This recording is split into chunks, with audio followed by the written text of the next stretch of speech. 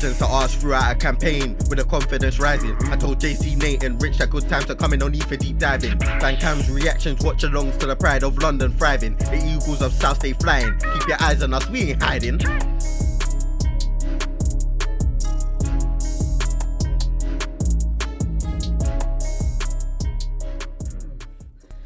Hello and welcome back to episode 6 of Transfer Weekly. This is the show where we tell you about all the rumours and give you our opinions on the new transfers of Crystal Palace in this summer window.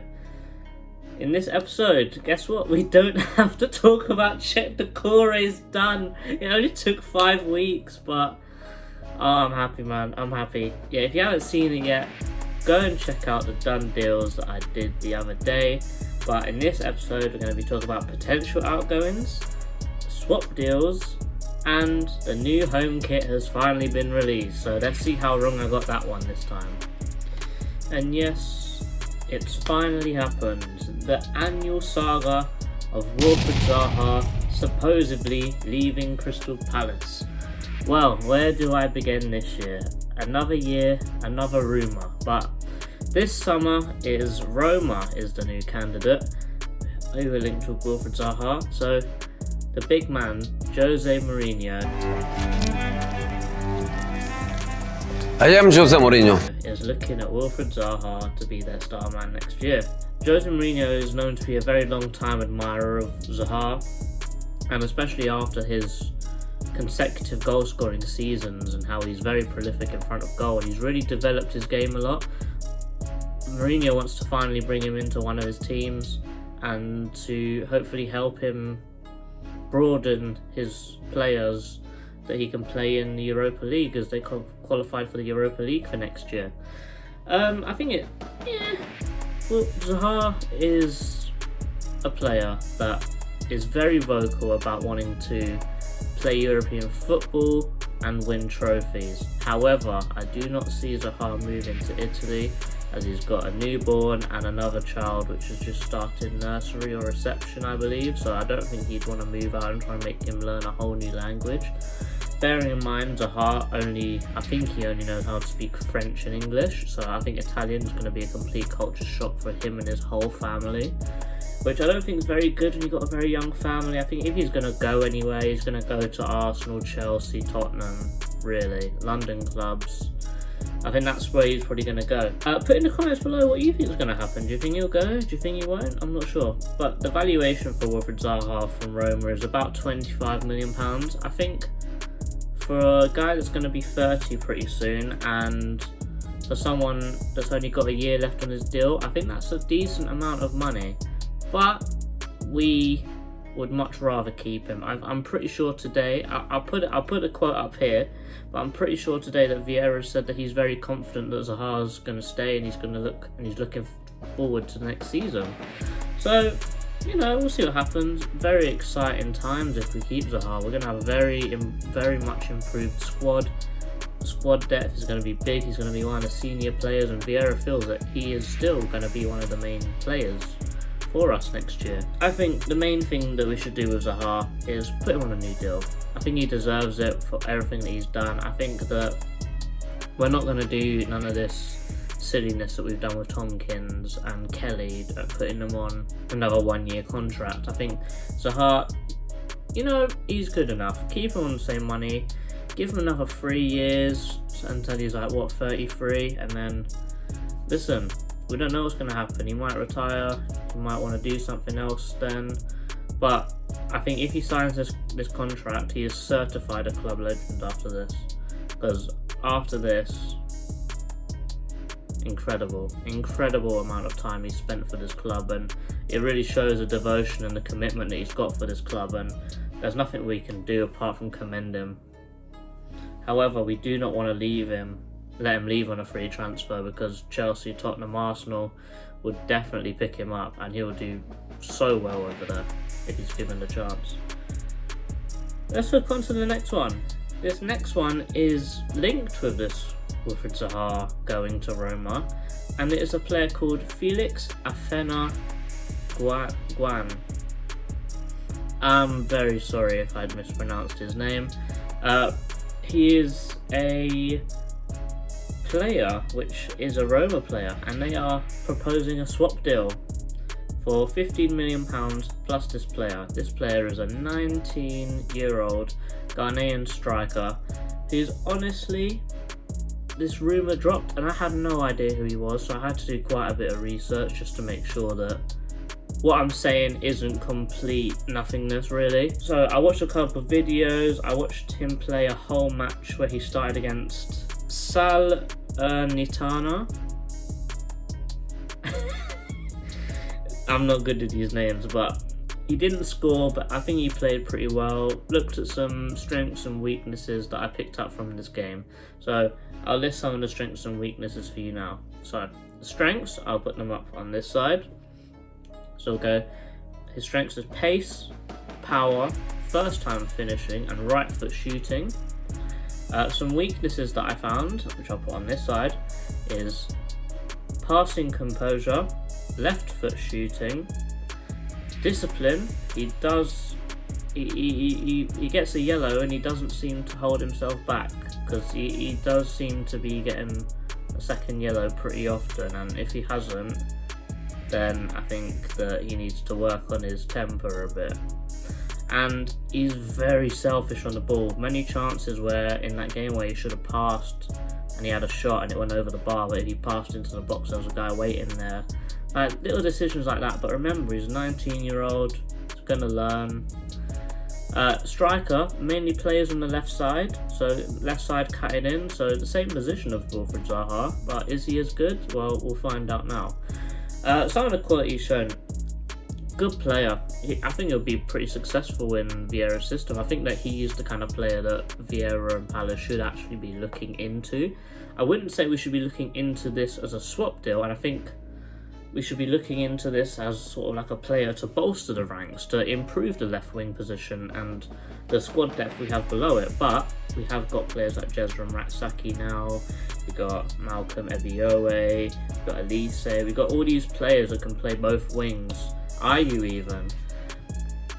And I think in that sense, he's a bit, I wouldn't say he's really needed over there, but he is also a striker, so he's pretty versatile, so he can play all across all three of the front three in a team, and that kind of versatility is always useful. But I think we've already got enough players across that front three right now that we don't actually need any more improvements. But you know, if one goes, there's no reason why we can't think about getting this guy without swapping Zaha. On average, he only plays about 40 minutes per game out of 17 appearances and 6 starts. Shows he's still a very much bench player, not ready to start, not mature enough, I'd say. Looking at the heat map, the player likes to come in from the left. It's very, very clear that, I know the heat actually isn't very visible, but you can see from the little bit that there is, it's mostly on the left side if you're attacking. In his time under Jose Mourinho, where he's given him a massive chance, 2 goals scored, he's missed 3 massive opportunities, 1 shot per 90, 1 big chance created per 90, 0 assists. Possession lost is a big one, 7.1 times per 90, 9 fouls committed per 90. All these stats, I think they just emulate the strengths and the weaknesses that I said in my strengths and weaknesses just a minute ago. I think the ones that stick out is the 7.1 times per 90 dispossessed. Like, that is terrible. Like, you gotta have some technical ability to get past a man, and like, that's worse than, I think it's like a 43% success rate in this dribble past people. That's not very good. For a young tricky winger, he should be like at the top quality, 60%, 70%, something like that. But if you're trying to do something like that, you need to be very successful. You can't just hope for the best, if you know what I mean. Personally, overall, we should keep Zaha. I don't think it's worth it at all. Money's not enough. If they're going to give him and the player, it should be 25 million and the player, and then we'll still think about it. And I'll probably still say no, if I'm really honest. Overall, 2 out of 10 for Felix. decent player, probably not good enough for the Premier League right now. Maybe see what you can do in the Championship before you seriously start considering this guy as a Palace player. Alright, let's move on into the home kits shown here with the guy Check Decore. I know I said I ain't gonna mention this guy, but I have to. I'm too excited for the signing. But he's been announced alongside the home kit. Guess what? That Macron teaser, we got it wrong again. We're 2 for 2. Let's really hope that this third kit is not navy, because if it is, I'm gonna be mad because I want to get all of them wrong. I thought they would have done something better than what they did. I don't like it at all. It could grow on me. I am going on record that I do not like this kit. You know how I said in the other one, I'll show a little clip here with the little scribbles. They did that, but that same kid, instead of having 2 pens side by side, man's got 5 pens. Oh, it's terrible. Oh man, I don't like it at all. As I said, it could grow on me, but I'm getting them all wrong. All these, that whole segment I did in that one Transfer Weekly about looking through the Macron announcement video, I've fumbled it, I've messed it up. There is talk of a third kit being a black kit with a red and blue sash, but if I see scribbles on that sash, I'm gonna lose it. Oh no, move on, I'll get too upset. And the last person I'm gonna cover in this video is James Garner. Big shout out to Lou for dropping this comment right here, telling me on the Decore video on who I should talk about next. And if I'm honest, I didn't think about James Garner at all, because I already thought that he would have gone back to Forest. However, he is still at Man United. James Garner is a 21-year-old English central midfielder / defensive midfielder from Manchester United, who had a very successful loan season at Nottingham Forest last year. He was a key player in their midfield, dropping back, deep line playmaker, something that we are very lacking of in the squad right now with Kouyaté going, and it looks like Luka's on the way as well. So we've got Check Decore, and maybe we'll get James Garner in, 2 in, 2 out. You know, check in, check out, maybe Luka out, Garner in. It's not got the same kind of ring to it, but it is what it is. The main thing that impressed me about him at Forest was his technical ability and how he can control the game from defensive midfield. He's very good, very strong in the tackle, pretty tall and massive for a 21-year-old. He's already built properly, and I think that we could get the best out of him because we play a very similar style to Forest, because Steve Cooper was linked with us when we were looking for managers, but we got Vieira. But I think this sort of ball-playing style and not being afraid of bigger teams and committing people forwards is something very similar to what Cooper's done at Forest. So I think he'll work very well in a double pivot. I think him and Check Decore next to each other, that'll be a hell of a powerhouse in midfield. Check Decore, Garner as double pivots in the central of midfield, with Eze as a 10 moving on to help the strike force coming deep and getting the ball. I can't imagine probably a better midfield than that right now, unless we get someone like Sangare, but he's for another episode. He's probably going to United or somewhere like that, but we can dream and we can talk about him because it's Transfer Weekly. I think Garner will be very good. He's very good long passing. It would take the stress off Anderson to ping those long balls, because Cech can do it, Garner can do it. We'll have because they play very high wingers. He could ping it out to the wingers, ping it out to the fullbacks. Very good player. I think that he's very good on the ball, very calm, collected, composure. Very similar things to Decore actually. The only thing that he's got over Decore is his height. He's very big, he'll help out in the box. Probably the one of the only concern that I have with Decore, that he's a bit short. But listen, if you've got Garner next to him, that's another big guy in that team. Maybe set pieces won't look so ropey after all next year. Let's get into some stats here. With 36 starts, 41 total games played, with an average of 81 minutes played, which shows he's got a great engine, work ethic. That shows that he's not been injured at all. Good injury record. Very committed to the cause in the Championship. It's a very hard league, so it's very easy to get injured.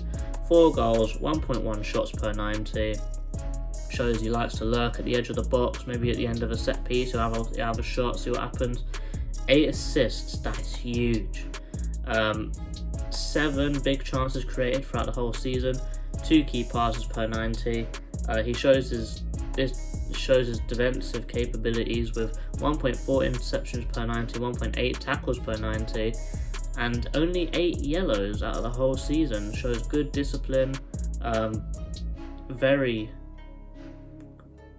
mentally strong when in the tackle. He thinks about, do I take the man, do I don't, and when he does, he's very controlled about it.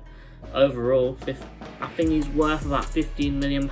I think because of the massive season he had last year and of how young he is, and with English tax, probably boost up the price a bit, but I wouldn't imagine it'll be too much because he's still slightly unproven, and I don't know if he's Premier League ready yet, but I do. Most people don't. I think he's good. 8 out of 10 signing. I think that if we pull it off, because we didn't get Flynn down, so we've still got that kind of money left over, and potentially more money coming in because of some news that broke today about 80 million new shares been allocated. I'll cover that next week because it's very new. It's only happened today, so I'll get the scoop on that for you guys next week. I think that's all for James Garner. Brilliant player. And yes, guys, that's all for this week.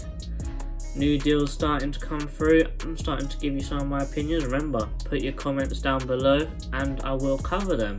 As always, it's your boy JC from Eagle Eye Football. Like, comment and subscribe, and I'm out.